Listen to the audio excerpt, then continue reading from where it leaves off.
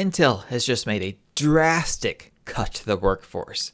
Is bankruptcy a real possibility? Let's find out. So yeah, Intel plans a 35% cut in costs for sales and marketing group. Intel's partner-centric sales and marketing group plans to cut jobs and simplify programs as part of a directive to slash costs by more than 35% by the end of the year, CRN has learned. The chipmaker says it remains deeply committed to the channel. Yeah, that's what they say when they cut your head off, right? So yeah, before we get into it, Shamao says to like and subscribe. So I'm just going to say right now, Intel needs a miracle. So let's set the context. What exactly is going on at Intel? Why are they in this situation? What is the situation? And what are they doing to fix the problem? So Intel is currently trading at $20.90, down 2.9% on the day. Now look at that, 52 weeks for 5 year. This is a 5-year chart. In 5 years, they are down 55.77%. Market cap, $89 billion. And even with this, they have a trailing PE of 87. Yeah. Let's look at their all-time history. This is since the beginning of their IPO of all time. This goes back to like 1980. So yeah, I'll just say they're so far from their 2000 peak. That was 24 years ago. 24 years ago. They're at $75 per share. That's all I'll say about that. They have had quite the disaster. So yeah, what's going on? Okay, what's going on is the last quarter's earnings came in significantly below even Intel's expectations. So not just our expectations, Intel's own internal expectations, significantly. So yeah, the Q2 revenue was in line, profitability below expectations. So yeah, implementing a greater than $10 billion cost reduction plan for 2025. That's a yearly cost reduction. That is significant. Driving sustainable operational and capital efficiencies with new model, yada yada. So yeah, what's actually going on here? Greater than $10 billion cost reduction plan. You can see the numbers here. I'm not going to go into too much detail. So what were Q2's highlights? Q2's highlights were revenues were down 1%, but their gross margin, that is where they just cratered. The gross margin is down 1.1 percentage points year over year. This is non-GAAP. And that is, I'm just going to say it's down 4.8% from their guidance 3 months prior. So they couldn't even project 3 months in the future. That's a huge gross margin miss from their previous 3-month guidance. That's all I'll say in that one. Earnings per share, 2 cents non-GAAP. That's down 11 cents year over year, and that's also 8% or 8 cents below the previous outlook 3 months prior. Now, what's going on? What's going on here? You can see their gross margins just from 39.8% in Q2 2023 went up to 48.8% in Q4 23. That's when they were on the rebound. It looked like they might make it, and then the bottom fell out. The most harmful sector right now is actually data center. That should be the most profitable. The sector that should be the most profitable is the worst performing sector in the company. Gross margins are 9.1%, and look at that profit. The operating income is $300 million. $300 million. Let's compare that to AMD. AMD's data centers profit went up 115% year over year. The operating income went up 405% year over year. Same segments. Yeah. What are you going to say? Oh, and actually, if you compare Intel's to NVIDIA's data center last quarter did $22.5 billion in sales. Intel did $22.5 billion. Yeah. The most harmful thing for Intel right now is their Foundry division, which has gross margins of negative 65.5%. Disaster. And what's their outlook? Their outlook actually for next quarter is a gross margins of 38%. That is actually lower than the previous quarter of 38.7%. Q2, 38.7% actuals. Next quarter, 38%. And their earnings per share, they're projecting non-GAAP of negative 3 cents, which is down 44 cents year over year. And that's a decrease quarter over quarter from 2 cents. Now, really, let's put this into perspective. What's the multi-year outlook for Intel? You can just see it here. Revenues have fallen through the floor. Income has really fallen through the floor. Now, the real question is, what's going on? What is Intel doing? What Intel is doing is they are actually transitioning to being a chip seller. They want to be a contract chip manufacturer. Basically, create and manufacture chips for others. So, for example, Microsoft can say, you know what, we need chips for Azure, and we need this particular chip. We got this design. They send the design to Intel. Intel puts it in their fab, creates the chips, sends it to Microsoft. Microsoft does their thing. That's basically it on a very basic, simplistic level. But this is very expensive. Each of these plants costs $5 billion each. $5 billion. So what that means is that Intel is actually going to be spending about $100 billion to build out these plants.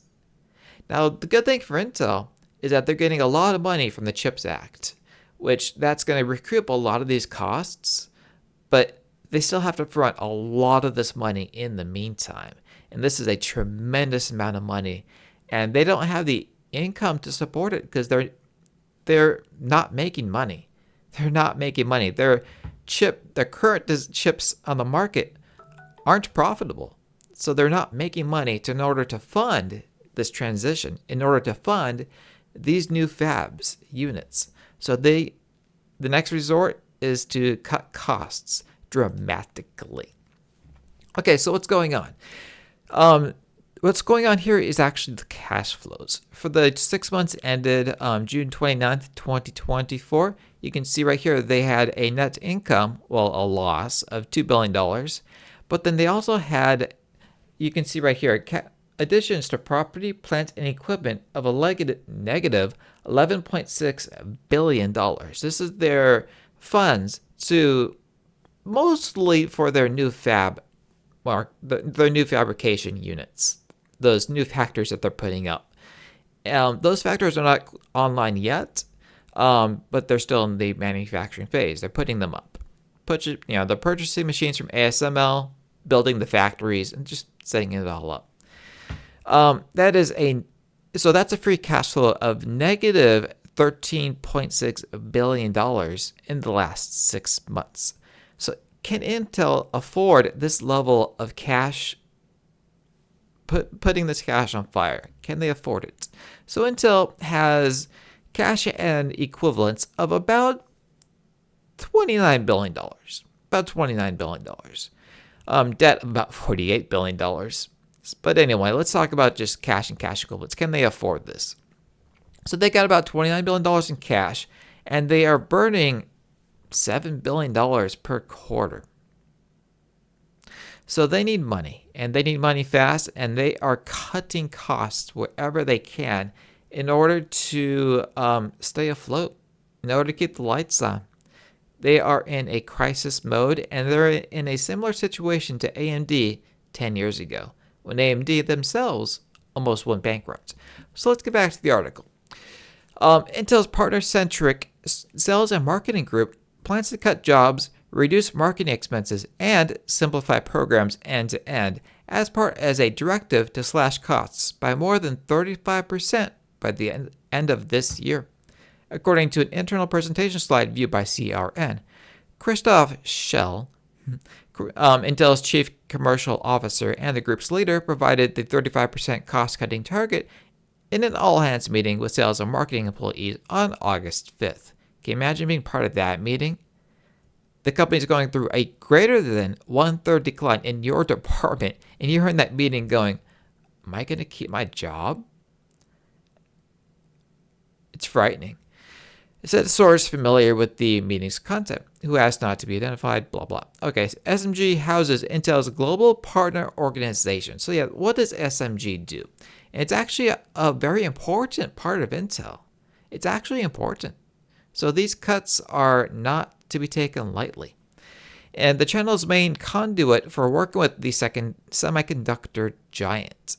In the meeting, Shell outlined his priorities for the SMG and discussed how it will contribute to the chipmaker's new mandate to eliminate more than 15,000 jobs, 15% of its workforce, and reduce costs by more than $10 billion per year.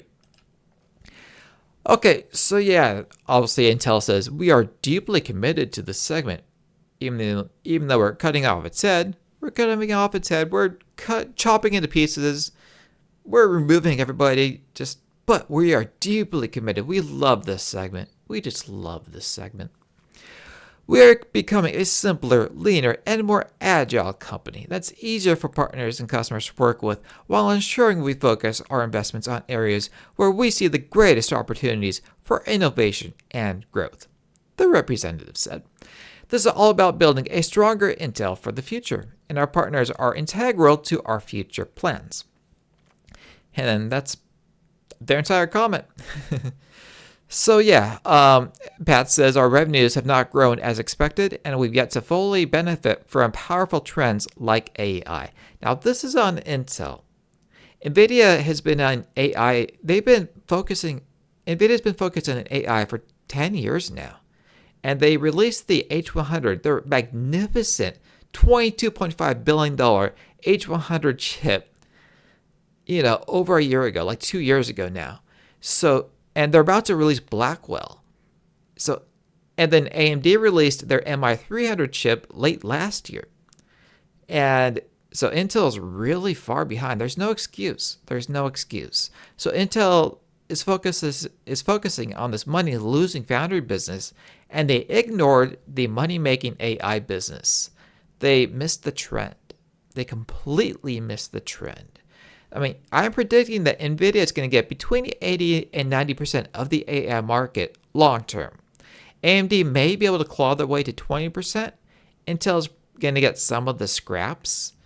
How much Intel will get is anybody's guess, because the Gaudi 3 is nowhere to be seen. It'll come out eventually, but right now it's nowhere to be seen. That Gaudi 3 is Intel's AI chip. And yeah, let's see here. Intel chose to fight TSMC, and that's the problem there is they fought, instead of fighting with AMD or NVIDIA, they decided to open up a new front with TSMC to become a contract manufacturer. Intel seeks to simplify programs end-to-end. In the presentation, focusing on fundamentals. To accomplish this, the slides simplify programs end-to-end and adjust roles and responsibilities around contra revenue spending to enable faster decision-making and return on investment measurement. Those actions are expected to result in $100 million in cost savings for the second half of this year and more than $300 million in the first half of 2025. Now, the thing is, are these cost reductions really the focus they should be focusing on? I don't know the answer to that, because this is actually a profitable segment for Intel. They're cutting their profitable segments, and they're investing in their non-profitable segments. And then they said, we need to disrupt our thinking. Okay, so yeah, the next line in the slide makes clear the importance of SMG. Be clear with employees, customers about what we stop doing. Yeah, read that twice. So yeah, what is contra revenue? Contra revenue investments can refer to money Intel spends on OEMs and channel partners for things like market development funds and co-marketing funds, according to a former Intel executive who asked not to be identified. So basically, Intel has obviously these partners. You got Dell, you got Lenovo, you got HP, and a bunch of others. And what happens is Intel's got these relationships with these partners. You got to wine and dine them. And that's very important to Intel, is to wine and dine those partners. And actually, it's this wine and dining and these special exclusivity contracts, this anti-competitive moves that almost bankrupted AMD. That this group is what almost bankrupted AMD 10 years ago, partially because of this group and partially because of AMD themselves. So anyway, these people are the connection between Intel and these partners. They wine and dine the partners, and they also have these joint marketing abilities. So Intel, the partner says, you know what, we're going to release this Intel laptop. Intel says, fantastic, here's your Intel CPU, and we're going to give you $100 million to market your laptop. So they have this sort of coexisting, co-beneficial thing going on between Intel and that partner. And it looks like Intel is going to cut into those funds as well. So yeah, even when these kinds of funds are provided to OEMs, they can flow down to an OEM's channel partners, such as when an OEM hosts an event or training. The former Intel executive said, these kinds of funds played an increasingly important role in Intel's ability to win business with partners as the chip maker's products lost their competitive edge a few years ago. Said that, whatever. However, the company started to reduce its spending in this area a couple years ago. Now, this has opened the door for AMD to sort of further cement themselves with these same partners. Because Intel's pulling back, it's leaving the door open for AMD to go, you know what? Choose us instead. Pick us. Buy our product. So yeah, partners are waiting for... Now here's the thing. Intel did not communicate with partners. And this is also a marketing disaster. Willis Santos, CEO of Maingear, a Warren, New Jersey-based Intel system builder partner, told CERN that he is waiting to learn about the cuts and how they will impact the channel. The people that we work with have zero understanding of what's going to happen. Everybody's hunkering down and just waiting to hear something. So Intel did this, and they didn't even inform their channel partners what's going on. That's bad marketing. They need to be friends with their partners. They need to tell the partners, hey, this is what's going on. This is where we're at. This is what we're going to do. But we're still going to fund you. We're still going to give you money. We're still going to be partners. We're still going to help you market your product. They needed to get in front of this with their partners. They didn't. So yeah, somebody else continues. This is another partner. They invested in Foundry. They have to do that, but they're trying to also get this business back on its feet at the same time. And doing two things at once is nearly impossible. So something's got to give, said the solution provider executive. Even so, the executive said that they are concerned about how the incoming cuts could impact Intel, as even as the company and other Intel channel partners received an email from the chipmaker assuring the partners that the channel remains critical to the chipmaker. It's just a matter of, well, how much is the give? How much is the give indeed?